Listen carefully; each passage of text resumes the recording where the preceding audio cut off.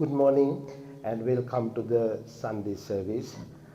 This morning we're going to meditate first, and after that we're going to give a Dhamma talks.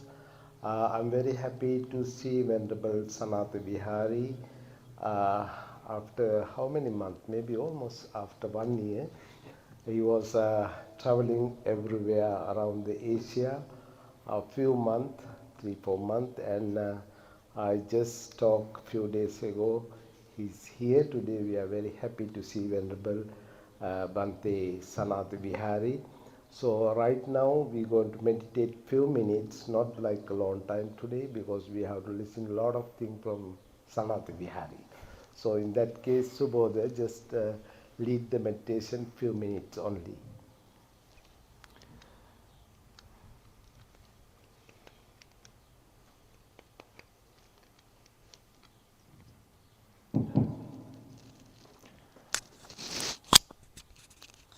All right, let's get into a comfortable position. Close your eyes. Take 3 deep breaths.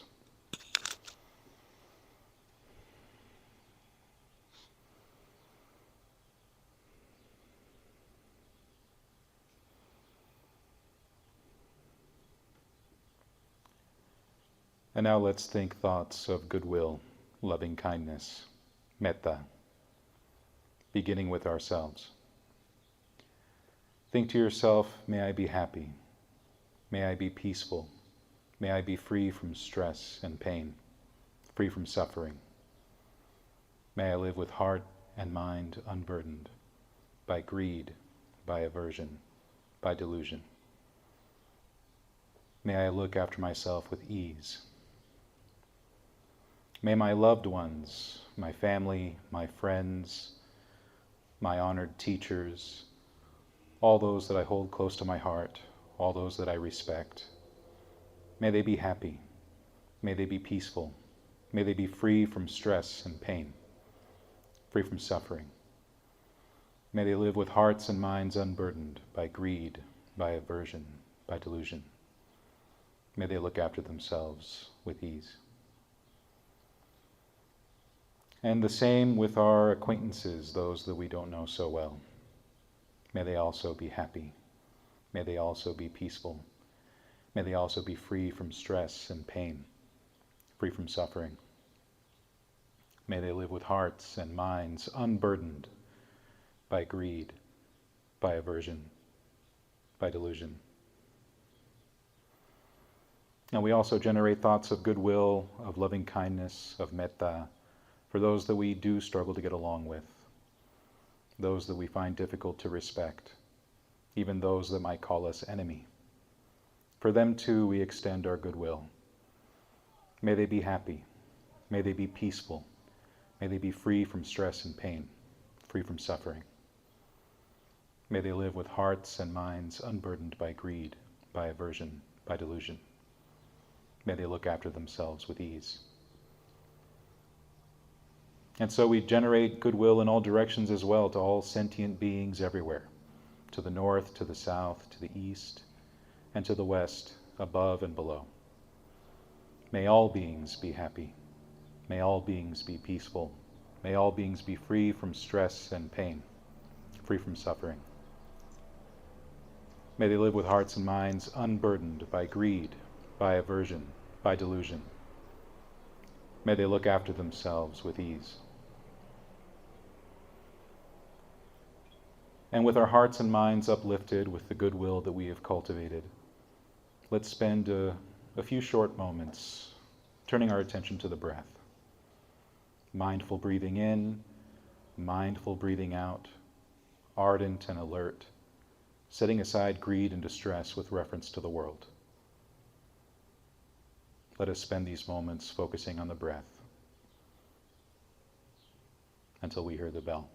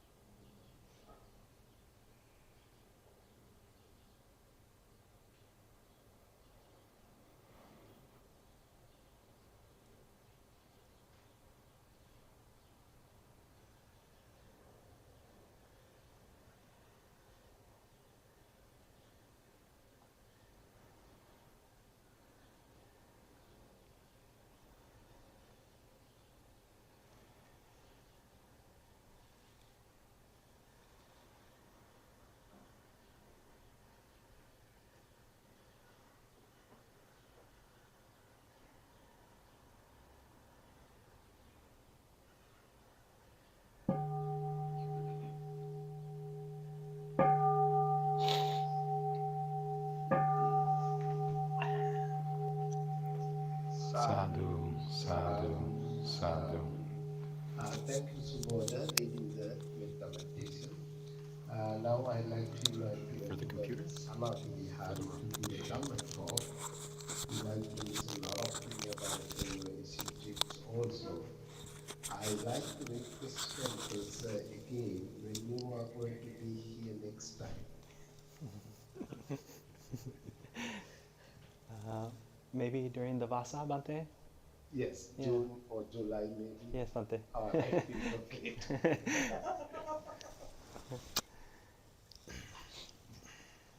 Okay, so first and foremost, I'd like to thank our Bante, the abbot of the International Buddhist Meditation Center, Bante Shanti, and all the other venerables here and other people who are supporting this beautiful place. So before I start, I'll just pay my respects to the Buddha.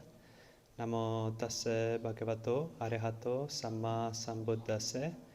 Namo tassa bhagavato arahato samma sambuddhassa. Namo tassa bhagavato arahato samma sambuddhassa. So, I'd just like to share some history because I always see new faces here, so I might be new to some people. So I'm Sanatha Vihari Bhikkhu from the Sarath Chandra Buddhist Center in North Hollywood.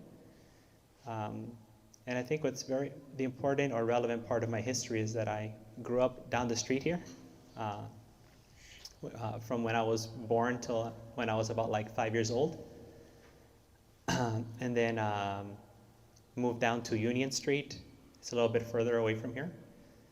And then to Hollywood, and then my mom moved back out here, and I would go back and forth from North Hollywood where my father was staying, and my mother from maybe like 1999 to like 2008 or 7, you know. So I spent about half of my life in and around here, Koreatown. And unfortunately, I never knew about this center. I never knew about this vihara. You know, I didn't know much about Buddhism actually until I got into high school. So, but yeah, it always feels like a homecoming. And those people that know me, they know that I'm always looking for any excuse to come to Koreatown. You know, I just love it here. Like coffee, okay, Koreatown. Food, Koreatown. You know, temple, Koreatown. So I'm just looking for any excuse to come out here because I have so many fond memories, you know, of being here. And I know how the neighborhood used to look then and how it looks now, which is way different. You know, even the buildings, the people, everything is very, it has changed a lot. But, you know, I don't really plan these talks. I just like to go with whatever I'm feeling. And I think, you know, today I want to talk about just discomfort. You know, sometimes when we talk about Buddhism, we go to like the deepest level or the broadest level or the most general level when we talk about things that we don't like, things that we don't want, and we usually start with the very dramatic, with the word suffering, right? And it's hard for people to relate to that. They're like, well, you know, yeah, I'm not happy, but I'm not suffering either, you know? When we think about suffering, we think about losing a loved one, right? Getting rejected by someone that we like, or losing your pet, or losing your job, or, I don't know, getting diagnosed with a terminal illness. Suffering has to be something, you know, very dramatic. It has to be like something from a novela or Bollywood. Like, that's suffering, right? But discomfort, I think it's something that we all know, and you will experience the discomfort throughout this talk. And you already have. I've seen people shift their body while they're sitting, right? Discomfort. You know discomfort. Discomfort is always there. Physical discomfort, emotional discomfort, cognitive discomfort. So many different ways that we experience discomfort. You know, and we can think of I can throw out a Pali term and just to, you know, my teacher always told me, always use Pali when you give a talk, at least one word. So I want to talk about dukkha vedana, right? Dukkha which is usually suffering, but here we're toning it down a bit, just as an unpleasant feeling, right? As discomfort, we can say. It can be mental, it can be physical, some sort of discomfort. And I want to talk about this because this is something I experienced actually. Even though my travels back there were very pleasant and I had a great time, there's a lot of discomfort even in these nice adventures, right? Some of you might have heard that I went for like a 190-mile walk throughout Cambodia, just like as a mendicant monk with my alms bowl and another junior monk joining me.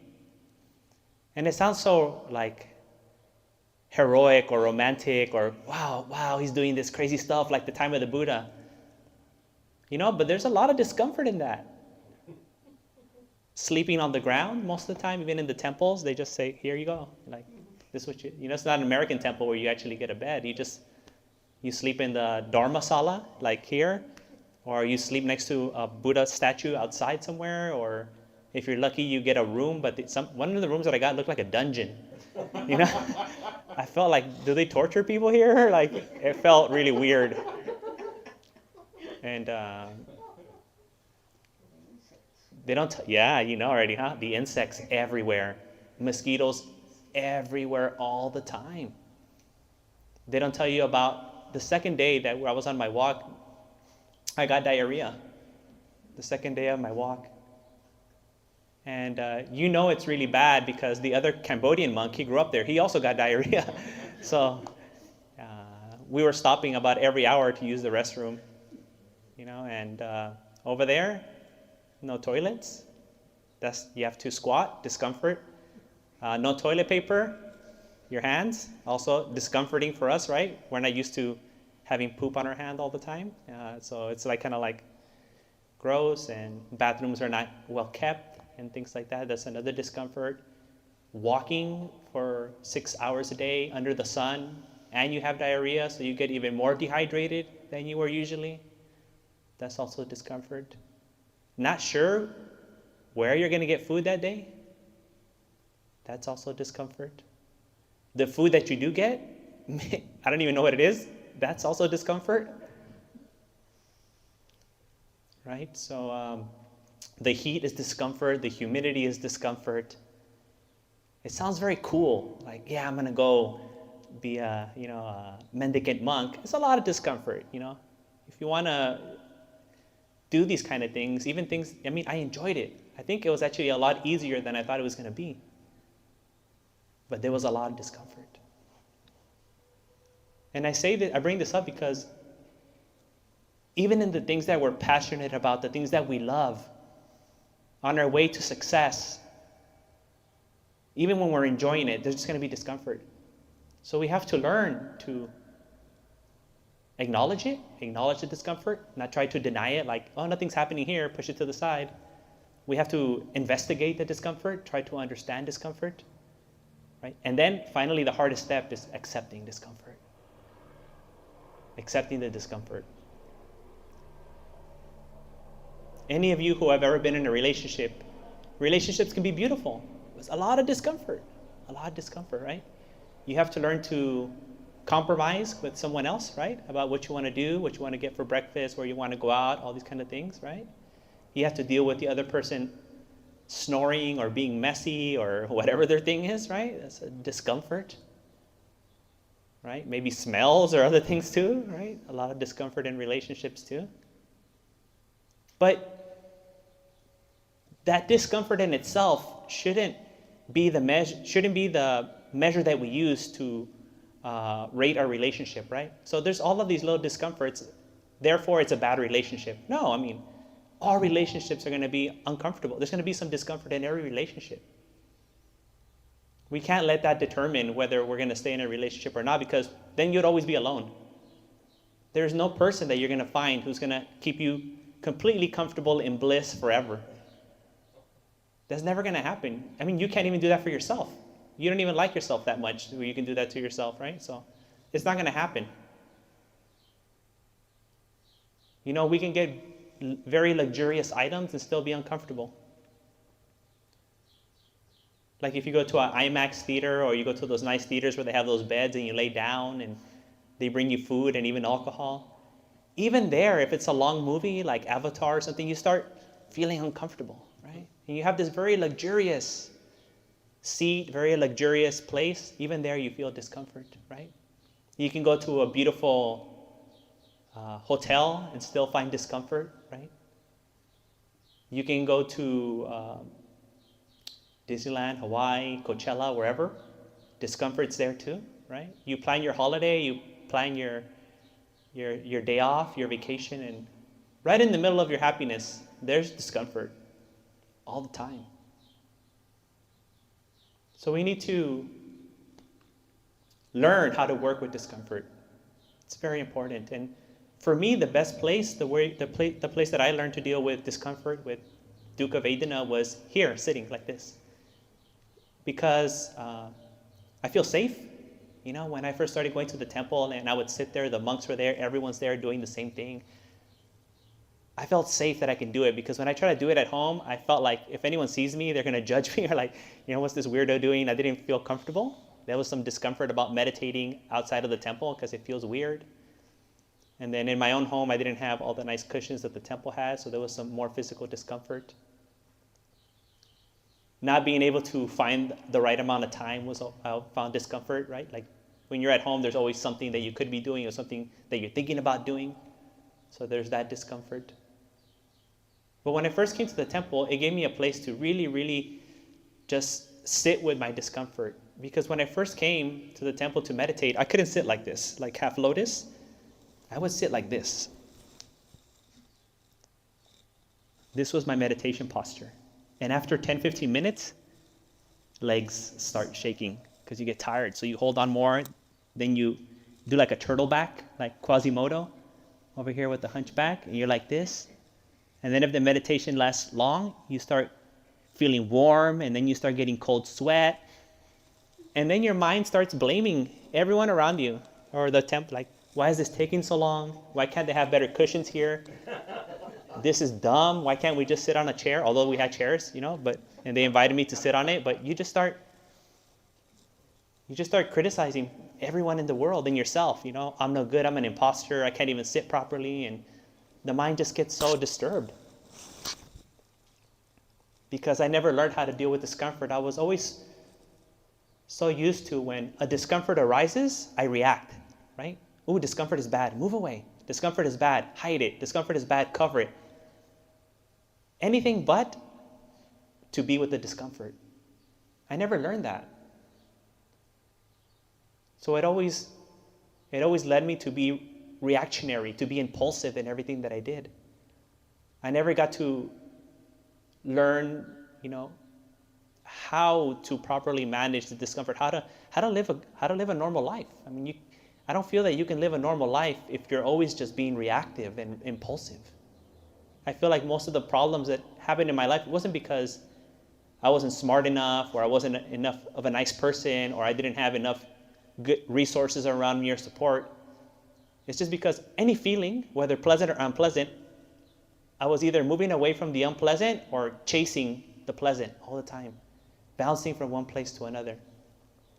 And when you sit on the cushion, it becomes very obvious. You sit there and your mind starts thinking about any other place but sitting, right? Oh, I could be at the Korean barbecue place on the street getting some kalbi or bulgogi. Like, what am I doing here? I could be getting some boba. The ladies down the street selling pupusas and tamales. I mean, that's a better thing to do. Oh, I could be doing something righteous. I could be down at USC protesting, right? I feel good about myself, doing something good for the world, which it is good. But the point is that you're not being here where you are at now, right? After this, you can go over there and do it.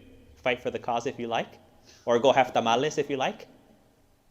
But right now, because you're bored, that discomfort of being bored, you're looking for something pleasurable. So you start fantasizing, you start giving into the greed, into the sensuality, not wanting to be here. The Buddha said that for the run-of-the-mill person, the average Joe, the only way they know how to deal with discomfort is through comfort. And comfort here means pleasure. I feel uncomfortable, therefore, I'm going to go eat something. I feel uncomfortable, therefore I'm going to go drink something. I feel uncomfortable, therefore I'm going to go smoke something. I feel uncomfortable, therefore I'm going to hang out with my friends. I feel uncomfortable, therefore I'm going to do some sexual activity. Instead of working with the discomfort, you just try to cover it over with something else, right? It's like a child when you tell them the first time to put away their toys, instead of actually properly putting them away, they just kind of stuff everything under the bed or under the carpet, and you go in there, you're like, yeah, like that's not going to work. You actually have to put everything where it belongs. You have to put it away properly. But we don't do that. We don't properly work with our discomfort. We're just like the child. Just cover up the mess. Oh, I spilled some water or some juice. I'll just put like something over it. I'm not going to take the time to actually scrub the carpet and clean the stain out. And that's what we're doing with discomfort. So the stain's always there. So our discomfort is always there.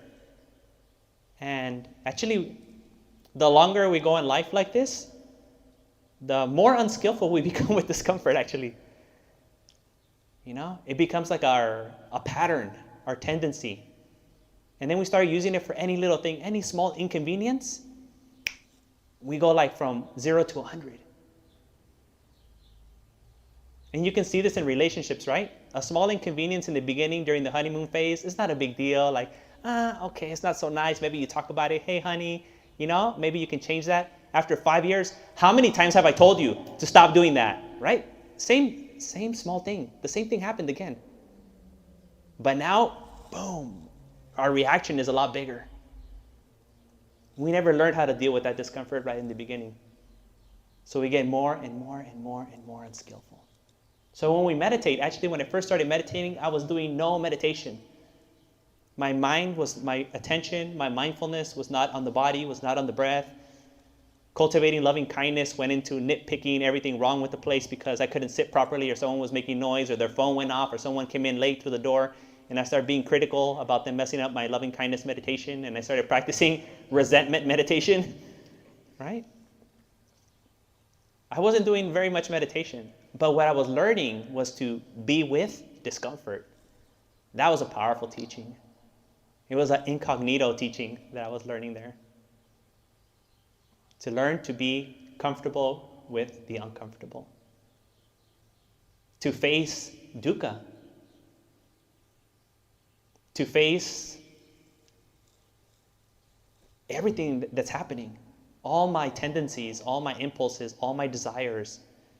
To want to flee, to want to run from being uncomfortable. One of the days, it was like halfway, a little bit over halfway. In my walk in Cambodia, when we walked from basically Angkor Wat to Phnom Penh, which is the capital of Cambodia, the monk that was walking with me, he's a very young monk, like 25, 26. Actually, his body was extremely fatigued, and he was in a lot of pain. And we stopped in the middle of a field, a rice field, and he just threw himself to the ground, you know? And he's all dusty, and he's just laying there. And he's like, Bhante, I'm in so much pain, I can't go. I said, I know. But look around. Just look around, where are we? He's like, in nowhere, in the middle of a rice field. I said, yeah. We can't stay here, right? I know you're in pain. But it is not a wise thing, it's not a skillful thing to stay here. We cannot.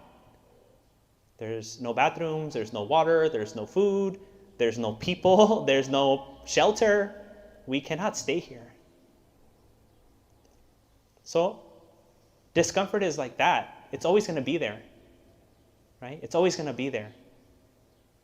We can't run away from it. We can't hide it. We can't give up because there's always going to be discomfort. We need to take it in like this monk. I think I can't read his mind, but he saw the situation. He's like, yes, I'm very uncomfortable. I'm actually in pain. I think he actually was suffering, like the dramatic level. He was suffering. But he learned to work with it through the walk. He had never done anything like this. He was a very academic monk. He just went through the Cambodian, monastic university system. He's a little chunky, and everything. And he never did any sports because monks don't do sports or anything like that. And at the end of the walk, he was so surprised, like, wow, like I walked, we're over there. We're using the metric system. I walked 300 kilometers, Bhante. I never thought I was going to do anything like this. Like, he had never walked from one town to the next. He never done a marathon. He never did any sports. That discomfort was there for him all the time. But he was able to work with it.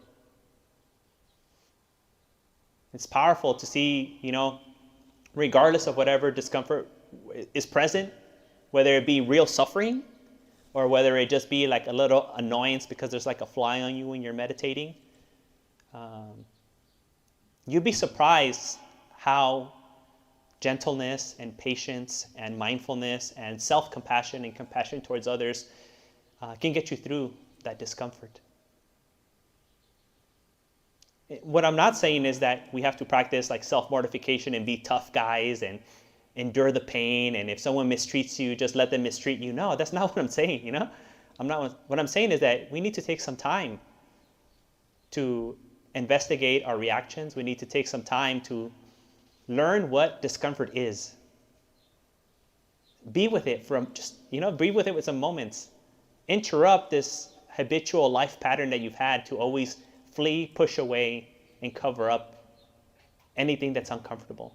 Take some time. And after a few minutes, if you still find it uncomfortable, then just get up, Go do whatever you're going to do. Go eat, go do whatever you want. But give yourself the opportunity at least to learn something about it. And then over time, you'll have this vast experience of dealing with discomfort instead of just trying to cover it up. So then when something really uncomfortable happens, like the loss of a loved one, you get maybe diagnosed with a sickness, or you lose your job, you've had like hours and hours of experience of being uncomfortable. And you can hold that, higher level or deeper level of suffering a lot easier. So the body is also like that, right? We stress the body out and then become stronger. It gets more tolerance towards pain and like weight and force. And you become very strong, physically strong. So our mind is like that too. Instead of trying to run away from stress all the time, which I'm saying is discomfort, and cover it up, if you're with it, also your mental capacity to deal with this force pushing on you will also be stronger. But if you always avoid it, you're never going to be strong enough to deal with the real suffering. So if we want to get to the level of birth, sickness, old age, and death, not getting what we want, getting what we don't want, and losing what we love, the different types of sufferings that the Buddha talks about, and we usually define dukkha as those sufferings, these very high level sufferings. First, we need just to start with like not shifting when we're sitting down, something very easy that you can do here. Not scratching yourself during meditation, not coughing during meditation, not wiggling your toes, not moving your tongue around in your mouth, not fixing your posture or moving around your neck, or doing whatever you do when you feel a little discomfort in the meditation. You're in a safe place. You're with like-minded people. And once you take this into consideration, you're able to start moving towards the things that matter to you more in life, like not reacting to the people who love you around you, right? Not so easy to react and say things or act in a certain way that is not as skillful. And then also be able to apply this to what I said earlier about like the more dramatic versions of suffering, like death and loss and things like that. So yeah, I didn't really have a talk planned. It was all just coming out right now. But I think I kind of expanded and covered all the bases that I wanted to talk about being with the dukkha vedana, the discomfort, and all the way up from small discomfort to big suffering, and how we learn on the cushion.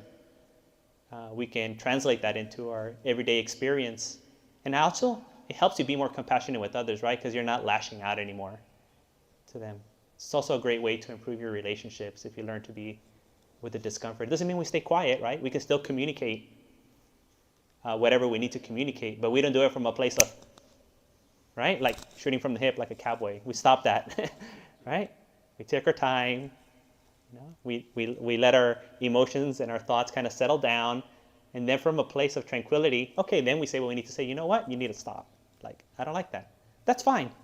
But do it from a place of wisdom and patience and compassion, not from a place of, I'm just reacting. I'm just doing what I always do. I don't like this, therefore, someone else has to deal with it. So yes, those are just a few words of Dhamma, and now it's my favorite part, which is the Q&A. That's my favorite part, because I like to get to talk to people and see if you're actually paying attention and just not dozing off, right? Because someone might be just, have some meme in their head, and they're just like, thinking about some meme, and they didn't listen to anything that I said. So here's the part of the Dhamma talk where you get tested on your knowledge, what you learned today, or just any questions about anything that I said. I said I didn't have anything planned, so everything just kind of came out naturally. And yeah, there might be some gaps in what I said, or maybe I could have said things better. But yeah, just go ahead and raise your hand if you have any questions. We can do that now. Yes, Stephen. Thank you so much for your talk today, Bhante. First, I wanted to echo something that I also really strongly agreed with, which is shifting the idea of dukkha from suffering to more of this discomfort. That's one of the reasons why I like to talk about it as stress and pain, just because of when we're talking about people that are reborn in pure abodes, we're talking about people reborn as Brahma, and in what regard are they suffering? I mean, even just in life here. So stress and pain is the way I like to think about it, but I think discomfort too.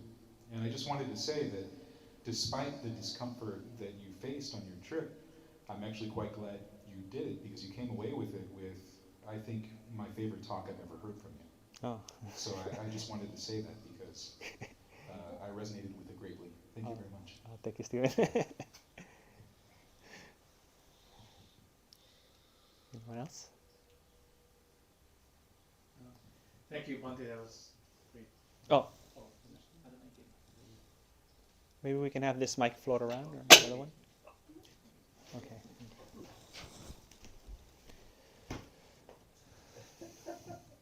Thank you, Bhante. I really enjoyed the talk. I wanted to kind of ask about emotions and how they tie in with what you say, because in our daily lives we tend to get a lot of emotional turmoil, and a lot of it is because of things that we're unhappy with and such. So what does the Buddha say about emotions? And I know he talks about feelings, but how does that tie in with what you're saying today about dealing with difficult situations? Thank you. So it's interesting, the Buddhist psychology, or the Buddhist map of phenomena, of mental phenomena, is very different from the one that we know. So there isn't an actual term that we can go one for one and be like, emotions are this in Pali. There isn't such a thing. Obviously they experience something that we experience that we call emotions. They just didn't categorize that in the same way that we did. According to my understanding, they focus more on the feeling tone, which is that discomfort, and that can vary from slight to very being completely dysregulated. And they focus on the thought, whether the thought is an angry thought or a happy thought, a compassionate thought, or a thought of sadness. So when you combine these thoughts and with the feeling tone, I think most of us kind of see oh, that's what most of us are calling an emotion, right? So when we feel anger, there's angry thoughts there. That's part of the emotion. And then there's also the feeling of right? That feeling, which would be part of the feeling tone, the discomfort, right? Because feeling angry doesn't feel good, right? It's not like feeling loving or, right? It's not that. It's kind of I don't want it, right? So the Buddha gives us ways to work with the thoughts mostly, right? So thoughts is not limited to what we think about now as thoughts. It's just mental discourse, right? Now when we talk about thoughts nowadays, we make it very narrative. It's all the discourse, all the thinking there. But thoughts can also be auditory thoughts or visual thoughts. Some people think in pictures, right? That's how they think. So a thought is anything, any mental object, right? Any mental object. The Buddha taught us how to deal with mental objects that bring anger or hatred or aversion in the mind, or those that bring renunciation and loving kindness and compassion. So one of the things is the Buddha that tells us, he has an analytical way. There's an analytical way to go about it by investigating. He goes, before you do something, whether you speak something or you do something physically, or you take up some career or hobby or whatever you do in life, you have to consider, is this for my welfare, for the welfare of others, for the welfare of all? right? Is this to the detriment of myself, to the detriment of others, to the detriment of all? While you're doing it, you consider the same thing. And after you finish doing it, you reflect back and make sure, right? If it was still good for you, good for others, and good for all. So there's this kind of very analytical way of dealing with everything that's going on in life to make sure that we live the most skillful life. And then there's also other techniques that the Buddha gives us, like the techniques of not being reactive, which is like being with the breath and sitting and being with the body and being with the feelings and being with the constructions and being with the mind. So the Buddha gives us like two ways to go about it. One is just being with it and not reacting, right? Creating space for it. And the other one is kind of like reasoning through it too. So these are the two main ways. And part of that reasoning also has to do with like changing the mental objects. So when there's a mental object which has hatred or cruelty, then you can replace it with like loving kindness and compassion, metta and karuna, right? Or if you have fear, you can also use metta to replace that, right? If you have doubt, you can think about the Buddha, the Dharma, and the Sangha. So there's these ways that we can do it. But I think, moving away from theory and just like everyday kind of actions, we have to understand that the emotion arises, and when it arises, it gives you indicators. But we're also so dissociated from our bodies that we don't know what's going on. We don't pay attention to when our body's telling us that we're getting triggered, that we're getting excited, that we're getting agitated. We don't know until we've already expressed that feeling. And then we go, oh, I must have been angry, I must have been sad, I must have been cranky, I must have been grumpy, after the fact. So the more you practice awareness of the body, the more you practice, satipatthana or vipassana or whatever you want to call it, the more knowledge you have about your body, you're going to start seeing these little triggers. And for me, the most obvious signal for me in my body when I'm upset or there's some aversion is my stomach tightens like this. I feel this in my stomach. And sometimes there's not even any thoughts there. So I'm like, I have to kind of wonder, like, what is it that's bugging me? Like, why do I feel this way? But my body's really good, especially my stomach, telling me, indicating when something bothers me. And then when I like something a lot, I can usually look at my mind, because my mind gets very like, hey, like perky, excited, kind of like very like childish, and it gets like that. And when I'm like, oh, wait a minute, like my mind is, going too much that way, going towards like being too naive or kind of not being present and getting too caught up in that joyful, worldly emotion. It happened to me the other day. Like the other day I went out for a walk and it was beautiful and sunny and I'm just walking and it feels so great. And then I just noticed kind of like my mind's very like stuck on the joy part and not present in the walking.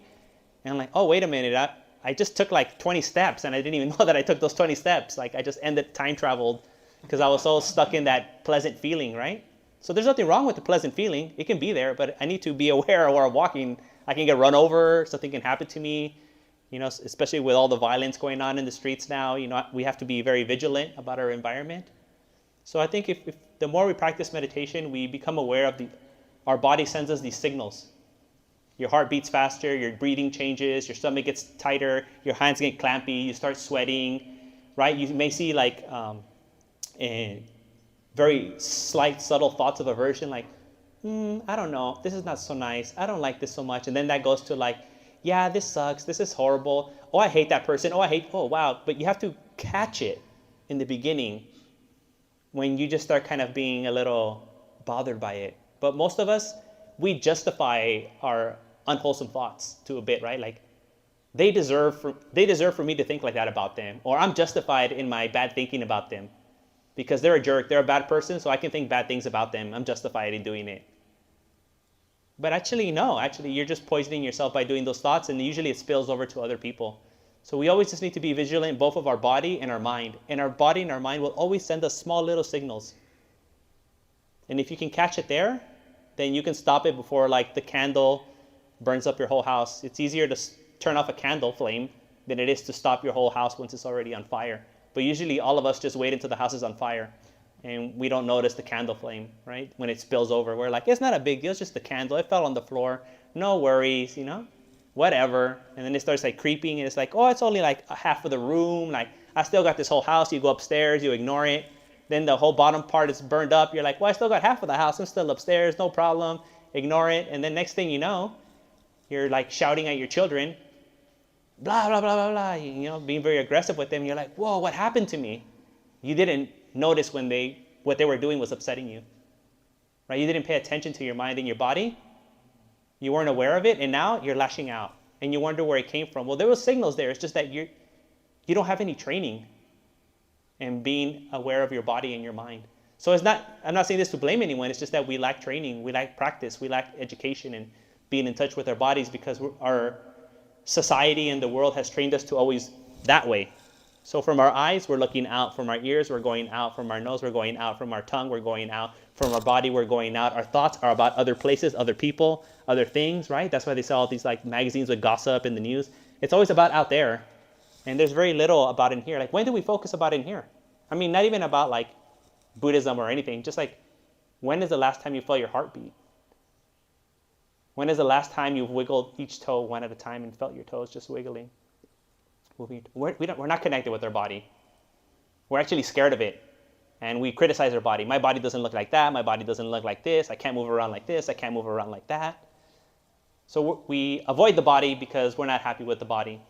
So I guess what I would say is just get to know your body more, get to know your mind more, practice more introspection, more being with whatever's happening. And then you'll be able to see these triggers that lead us to things like emotions and all these other kind of things. Thank you, Matthew. Mm-hmm. Yes. Do you have any advice for when it feels like the house The mic? is just like on fire? Do you have any advice for when the house is just like suddenly on fire, and your body's like just alarms? Like maybe there was a spark there, but your walls are covered in gasoline.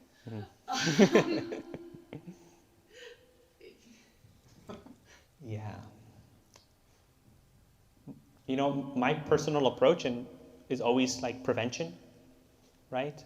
Preventative care, preventative spiritual care, preventative psychological care, physical care, nutrition. Everything should be preventative. But as you were saying, there will be a time when we're going to find ourselves in the mess. You know, we can't protect ourselves and prevent everything. Eventually, we will find ourselves in the mess. So there, it's more about damage control, right? About damage control. So the house is already on fire. We just got to make sure that we don't burn our neighbor's house down too. Your house is gone. Okay, we got to accept that. So you're dysregulated now. You're overwhelmed. You can't deal with it. Let me not hurt others. That moment, you might want to find a place where you can be alone, right? Sit with yourself, be alone, play music, do whatever you need to do to come back down. Step away from the situation so we don't hurt others. So once it's already like that, we're just like, it's just damage control at that moment. But if we practice every day, then it's less likely that will happen, you know? So it's kind of like in your house, you make sure that there's no fire hazards, you make sure that the alarm's working, right? You make sure you have a fire extinguisher. We do things all the time throughout the year to make sure that the house doesn't spontaneously just get on fire. That's the best practice. And if it does, it's just about like not letting it spill over onto other people. But yeah, basically that's one like the critiques I talk about with Stephen many times about modern mindfulness, that is very reactionary. It's like, okay, when I feel angry, then I practice mindfulness. When I feel sad, then I practice mindfulness. When I feel greedy, then I practice mindfulness. It's like, no. You practice before, so you don't feel sad, so you don't feel angry, so you don't feel, you know, like, it's not like you just take out your like utility belt from Batman and like anytime you experience something that you don't like, we're going to give you a Buddhist pill for you to get rid of your problems. No, it's like we work on living a better lifestyle. We work on taking care of ourselves another better, so those situations don't arise as likely. And if they do arise, not to such a high intensity. They're lower intensity situations. So actually the beauty of the Dhamma is in the daily practice and not trying to, you know, take something after we already feel there. So I really don't find it useful to tell someone when they're angry, okay, just breathe now, just relax, you know, think loving kindness. Is like, dude, I'm pissed off. Like, it's not going to work. It's not going to work. It's very hard in that moment. At that moment, when you feel like pissed off, you just got to get away from everyone else so you don't hurt anyone else or you don't say anything mean. You're just doing damage control at that moment. But the best thing is do everything possible to not get to that point.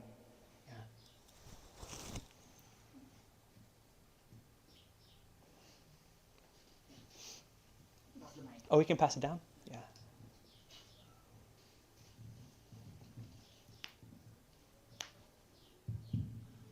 Thank you, Bante, for the wonderful Dhamma talk today. As I know that you just get back from your trip in Asia, so from that you must experience a lot of discomfort with your trip. So first, I want to know what is the purpose for your walk, Mm. and like you talk about discomfort, but do you have any story about comfortable during the Oh, trip? yes. Yes. So there was a lot of comfort because they sell coffee like everywhere. There's coffee everywhere. So everywhere that I was walking, people are like offering me coffee, lattes, iced coffee. So that's, especially in Vietnam, has like the best coffee scene in the world. I've been to many places, and nothing compares with like Ho Chi Minh City coffee scene. It was amazing. So there was a lot of comfort, a lot of amazing Vietnamese food, very tasty. People are so nice, so sweet, always taking care of me. When I was walking every day, someone would stop and say, "Bante, can I give you a ride? Bante, why are you going to stay out here or go to a temple? Like, I'll rent a hotel for you. I'll rent an apartment for you. You can stay in my house." And I said, "Oh, thank you. That's very generous. I appreciate it. But this is my practice. This is what I'm doing. I said that I'm going to walk, and I'm just going to stay wherever I finish walking." So there was so many blessings along the way, and so much fun, and so many jokes. Me and the monk just walking around, things happen, and we joke about it. We make light of the situation. So 90% of it was beautiful because of the way we interpreted the situation, and very little of it was mentally uncomfortable. Physical discomfort was a lot. Mental discomfort was very little. Most of the mental part was very pleasant, because while I was walking, kids would always run up to me and say hello in the few English words that they knew. And when we'd pass by schools, all the children would wave, and say hello. And so it was definitely 90% beautiful things. But I wanted to point out the discomfort, because even in the things that we love, like our loved ones, our partners, or going to university, right, or doing this kind of like spiritual, walk, you're going to have to face reality, which is discomfort. It's not going to be a paradise. Your marriage is not going to be a paradise, right? Getting your PhD is not going to be a paradise. Starting your business is not going to be a paradise. Whatever you love, raising your kids, is not going to be a paradise. So we have to acknowledge that part, so we don't go in it with a distorted view of like, oh, that's so crazy. Because a lot of, especially lay people, like to romanticize the monk's life, right? Monks have it so great. It's so great to be a monk. You don't have that much stress. It's like, no, there's a lot of drama in the monk's life too. We don't put our laundry outside, but there's a lot of difficulties being a monk too. So yeah, the purpose of the walk, actually, very selfish purpose in the beginning. It was just for me. I just wanted to do it because I wanted to do it, because the way I came into Theravada Buddhism was by reading the suttas. And every time I would read the suttas, I would visually put myself there in the assembly of like all the other people and the monks and the devas with the Buddha. I have a very good imagination. My mom would always say that, that I'm always like fantasizing and imagining things. And that's what happens when you're poor and you don't have a lot of toys. You just have to like make stuff up in your head. So it's because of the circumstances that I had to become out of necessity very imaginative. So when I read the suttas, I felt myself there with the Buddha, wanting to be there at the time of the Buddha. So my whole life as a monk has been trying to do whatever I can do to be closer to the Buddha. So I said, how can I be really close? Well, I could just live like the Buddha did, just walking around. That's what the Buddha did, Buddha didn't have, retreat centers. There was no retreat centers during the time of the Buddha. There was no Buddhist courses. Buddha didn't get a PhD in Buddhism. There wasn't all these things. How did people practice Buddhism in those days? Oh, they just walked around and interacted with normal people on the street. They interacted with poor people, with kings, with mass murderers, right? They interacted even with the animals. So I just wanted to put myself in that situation. I wanted to get closer to the Buddha. But then I realized something. As a Western person, you attract more attention and people are more willing to listen to what you say. So then I said, hey, I can leverage this privilege to help the unprivileged. So when people would ask me about things, I would point out what other people told me was important to them and the problems that are going on in Vietnam or Cambodia. So I used my privilege as a monk, my privilege as a Westerner, my privilege of being light-skinned and all these other things to talk for the people who are not heard and to advocate for them. So when I went to the university, when I went to give these talks at kids' schools, I talked about the issues. I talked about the things that people don't feel comfortable with. So then my walk, my journey, my time in Asia became about doing that, right? I went there for my own spiritual cultivation, but it ended up being like, oh, I can help others. And I think here we need to break down this false dichotomy of either like I'm doing personal work or I'm doing work for others. When you do work for others, you're helping yourself. And when you're doing stuff for yourself, you're helping others. So you're always in this symbiotic relationship. You can't really untangle it. You can't separate the personal work from the work helping others, and you can't separate helping others from the personal work. So it was very interesting how this walk and my, over 3 months, almost 4 months, doing what I was doing out there changed. I went because it was for my practice, right?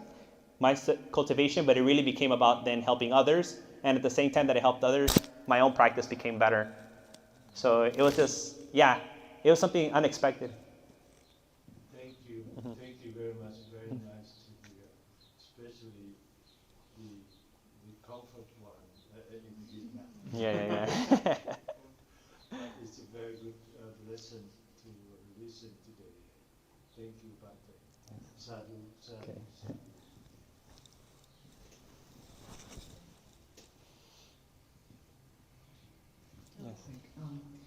There are a lot of people who argue very strongly that it's ridiculous not to sit with discomfort if they have the means to alleviate it. And a lot of people have the means, for instance, at their fingertips, right? With a phone. So in simple terms, how can the benefit, I guess, of sitting with discomfort be explained to people who are very, have that. I like to appeal to people's desire to be happy and comfortable. So it's like, what do you like? Like, what's better for you? To feel this way, to live this type of lifestyle, or to maybe change this lifestyle a bit and live a little bit better, even if it's 1% better than before. What would you prefer? I mean, if I could take a 0.5%, hey man, anything to move towards living better and more comfortable. So that's usually kind of the scenario that I propose. I don't try to sell Buddhism or meditation or anything. It's like it's going to solve all your problems, or it's going to solve, the suffering you experience from poverty and racism and misogyny. Like, no, that's always going to suck. You're always going to have to deal with that, and it's always going to be painful. But do you want those external circumstances to have more control over your life than they already do right now? Or do you want to have more control over your life than you previously did? So we can't completely separate you from the lack of resources and suffering and everything that's going on, but we can find a little space in there, a little more time for you, a little bit more happiness for you, a little bit more ease for you, a little bit more autonomy for you. Would you like that? If you want to learn how to do that, then we have to learn how to sit with the discomfort. Because then you get out of this cycle of they do something, I do something, they do something, I do something, they do something. We're always stuck here. You're playing right into their game of what's going on in the environment. So would you like to be free a little bit from that? Yes, I want to be free. Okay, so let's start here easily by just like not moving when you're sitting for 5 minutes. Let's start with that. And then little by little, we'll get to things that are more important in your life and things that impact the whole community. Because there is this danger in a lot of spiritual practices and religion to kind of like bypass the issues, right? And bypass people's situations and be like, well, that's easy for you because you have the means and the place to sit down and be with the discomfort. But like, I'm from the hood, like, you know, like I can't be doing that and I'm broke. Like, I don't know if I'm going to eat today. Like, and you're telling me to sit there, like, and I'm starving, you know, and like my brother got shot and my uncle's in jail. Like, it doesn't make sense. There's like that disconnect. All you need is just to like practice more. No. You know what? That stuff, you're right. Like, there's probably, I can't give you anything for that. But would you like some ease in that? Would you like some more space? Would you like some more autonomy? That I can help you with a little bit, just a little bit. So I think we also have to be very sincere about what the Dharma, religion, spirituality, or self-help can offer, you know, and not like every couple of years we're going through these different panaceas, right? Like it's this or it's somatic work, it's mindfulness work, it's etc. Whatever, it's psychedelics. We're always like trying to find, you know, this magical key that's going to solve all our problems, but it's not going to happen. It's not going to happen, you know. The problem is more than it's more than something that we can change just by ourselves. We all have to change, but that only stops when we all begin to actually notice that we have the power to change. So by creating that space, you realize, hey, I have power, I have autonomy. Then you can change it. But as long as you're surrendering your powers to others, you're not going to do anything. You're just going to be playing into their game. But here's where I love that you brought up this question, because I've been moving a lot of my practice and a lot of my teaching and work towards these kind of questions, you know, that you brought up than from like the usual ones that we get, because I feel like the usual ones are just kind of, they're serving a certain group of people who don't have that many problems to begin with, you know? And again, I want to be able to help the people who need the most help, the people that couldn't make it here today. There's some people that couldn't make it here today because they have kids to take care of, they have to go to work. Maybe this is their only day off and they need to do laundry, they need to clean their house, right? They live too far away from here. Like, they don't have the means to come here. They would want to come here, but they can't. So for those people, we need to do something. That's what's great about putting this on YouTube and people watching it online, right? So we offer that. So that's really what I've been working on, this kind of different, outside of the traditional space, providing the teachings in those spaces. Mm-hmm. But thank you very much, Dr. Vihari, experience a wonderful Dhamma talk. I hope you will come again June or July here. yes. So we'll talk about later. So now we're going to turn to page 4 and page 10.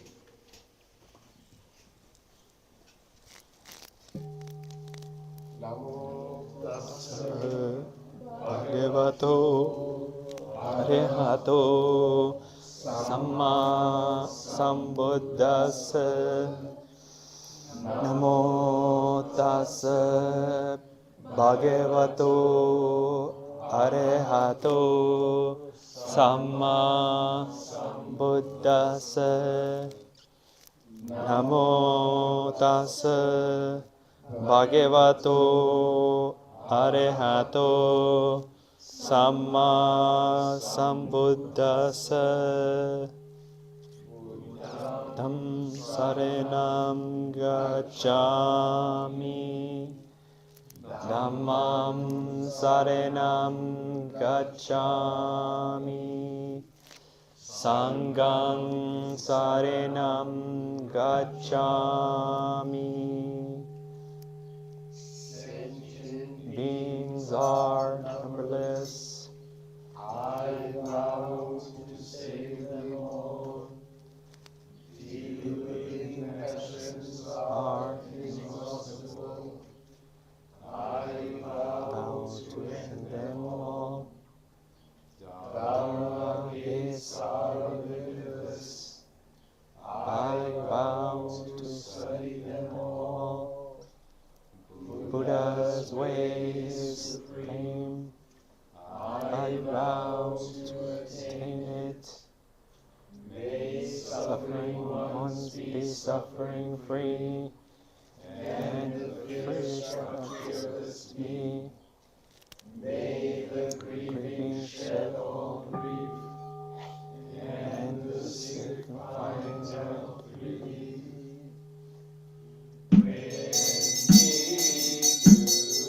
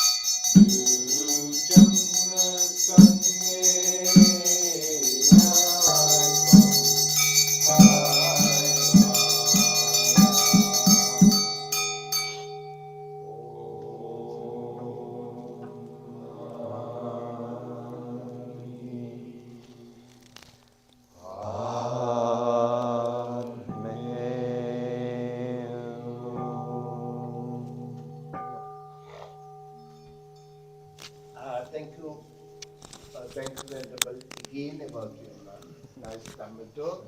Thank you for everybody. I hope he will come to do a Dhamma talk again June or July. He will inform me. So thank you for everybody. Couple of announcements. Next Sunday, on Kusal is going to do a Dhamma talk, and make sure to keep in your diary. It's May 19th. We're going to do the Vesak celebration here. We don't have big program. We have the Dhamma for the monks. Please come and join with us. You can eat wonderful Sri Lankan and Vietnamese and the Thai food also. Please come and join. We are inviting at least 12 monks, and maybe we have like 30, 35 people, maybe 40 people, we don't know. So you all can eat same food. We have a lot of foods coming, so make sure to come and join the May 19th, the Sunday, I believe it's the third Sunday, yes. So that's the announcement right now. Bante, meditation next Oh, week. yes. Yeah. The first Sunday of each month, which is 4th or 5th, I'm not sure. I think it's going to be the 4th. Yes. 9:30 to 10:30. Oh, 5th. Sorry. 5th. 9:30 to 10:30, 1 hour meditation. If you are interested in short time meditation, please come and join.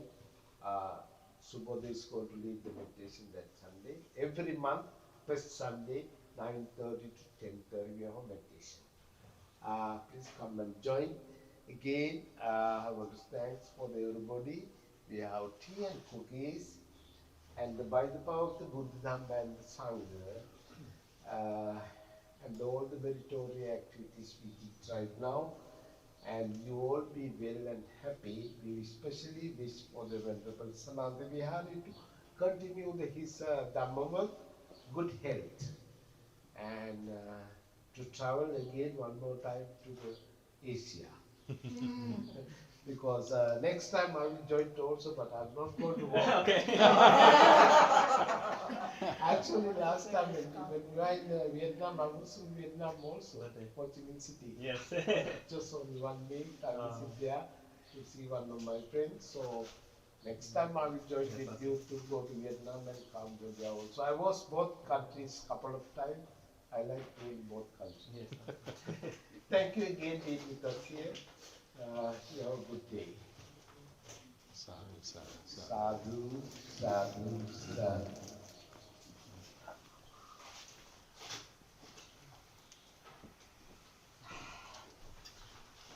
Yeah, some people probably don't know how big it was for you. There was good coffee over there in Vietnam. Yeah, yeah. You know? Like I we know like you as the Sanatha Vietnam. Vihari. Everyone knows you around these coffee shops as Bante Bante soy latte. Yeah.